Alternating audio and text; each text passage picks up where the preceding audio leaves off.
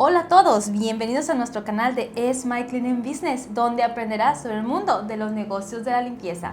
Me presento, mi nombre es Sergio Pelayo. Yo soy Marisela Pelayo. Y juntos somos los expertos en la industria de la limpieza. Y nuestro trabajo es muy importante. Bastante importante, proveerles con información valiosa para que puedan tomar mejores decisiones y llevar su negocio al éxito. Bienvenidos a nuestro canal. Hoy vamos a estar hablando sobre un tema que muchos dueños de negocio de limpieza se preguntan. ¿Cómo clasificar correctamente a los trabajadores como contratistas independientes? O sea, los famosos 1099. Vamos a ver qué debes considerar, cómo proteger tu negocio y por qué es un gran error pagarles debajo del agua.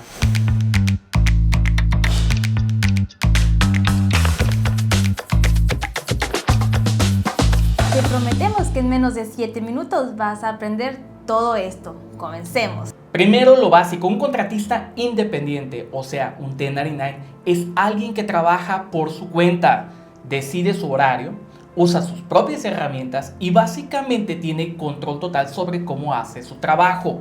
Ahora, aquí es donde la cosa se pone complicada. Si tú le dices a esa persona cómo, cuándo y con qué hacer su trabajo, puede que no sea un contratista de verdad, ¿eh? Y ojo, clasificar mal a alguien puede traerte serios problemas con el IRS. Sí, Hay que mantener eso bien en mente, ¿ok? Por cierto, si quieres más detalles sobre cómo el IRS define a un contratista independiente, te dejamos el enlace en la descripción. Para proteger tu negocio, lo primero que necesitas es un contrato bien hecho, ¿ok? Que deje en claro qué va a hacer el contratista, cómo se le va a pagar, ¿ok? Es muy importante esta parte. ¿Y qué pasa si algo sale mal? Aquí es donde tenemos que protegernos. Además, asegúrate de que esa persona tenga su propio seguro de responsabilidad civil, o sea, General Liability Insurance. ¿Por qué?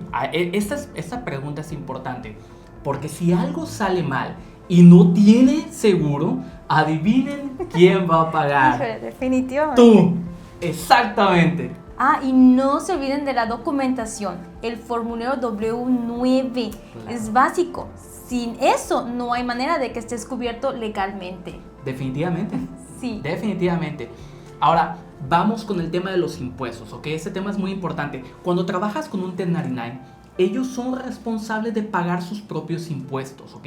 Tú como empresa solo tienes que reportar lo que les pagas usando el formulario 1099 NEG. Fácil, ¿no? Pero cuidado, ¿ok? Hay que tener mucho cuidado. Fíjense en esta área. Si no lo haces bien y clasificas mal a alguien, las consecuencias, definitivamente se los vamos a decir, pueden ser bastante feas. Se va a poner feo. Estoy hablando de multas, sanciones e inclusive demandas. Ay, Sergio, no, ya me preocupaste. ¿Demandas?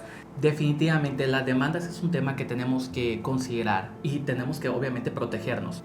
Esta persona, si se hace un análisis, si analiza, verifica la información, puede que termine siendo un empleado. Claro. Supongamos que mal clasificado, tenía que haber sido empleado, lo primero va a ser la multa, ¿no? Claro. Segundo tema, supongamos que esa persona no tenía la General Liability Insurance, no tenía una Workers' Comp, que es un tema un poco complicado porque en gran parte de las situaciones no es requerido o no se le requiere a un 1099 contractor una Workers' Compensation Insurance porque trabaja por su cuenta. Claro. Pero en la realidad muchas compañías subcontratan a estos independent contractors, ellos empiezan a atraer más gente y ya es una cadena que se extiende. Ahí es donde definitivamente sí aplica la Workers' Comp. Pero supongamos, retrocediendo, no tiene su Workers' Comp porque sí trabaja solamente por su cuenta. Esta persona le pasa un accidente. Ay, sí. El primero, si causa un accidente, si daña una área en tu casa, no sé, vamos a suponer que conecta la aspiradora. Al conectar la aspiradora, daña el tema eléctrico, ya daña todas las líneas de electricidad de la casa. Ahí entra el tema de obviamente, de la General Liability, un problema de responsabilidad civil. Lo va a proteger, estás protegido. Claro. Pero supongamos que esa persona se cayó, se lastimó, va a parar al hospital. Vamos a poner un ejemplo que nadie quiere imaginarse.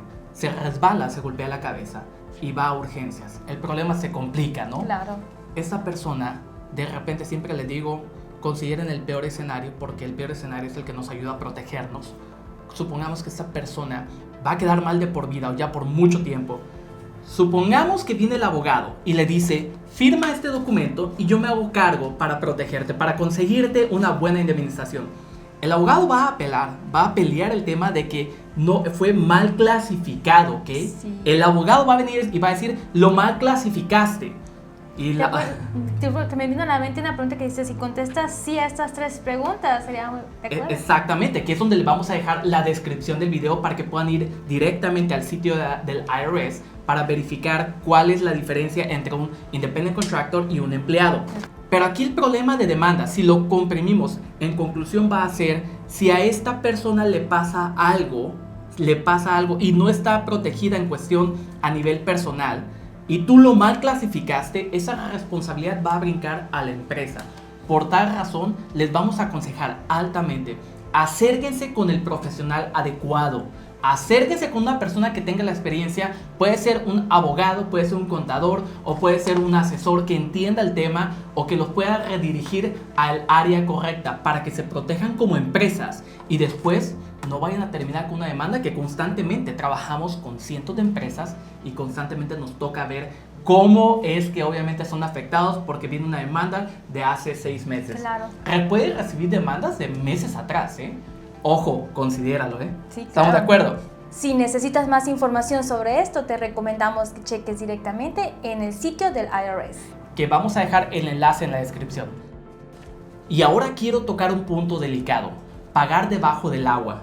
Sé que algunos piensan que es más fácil pagar en efectivo y no reportarlo. Pero, fíjense muy bien, la verdad, esto te va a salir mucho más caro de lo que te puedes imaginar.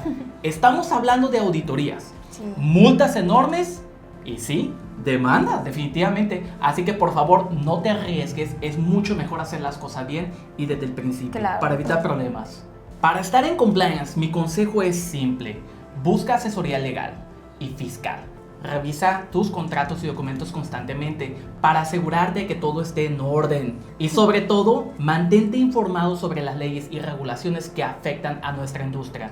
Espero que esta información te haya servido. Si tienes preguntas, déjalas en los comentarios y con gusto las respondemos. No olvides suscribirte para más contenido que te ayude a crecer tu negocio de limpieza. Nos vemos en el próximo video. Claro que sí. Hasta la próxima.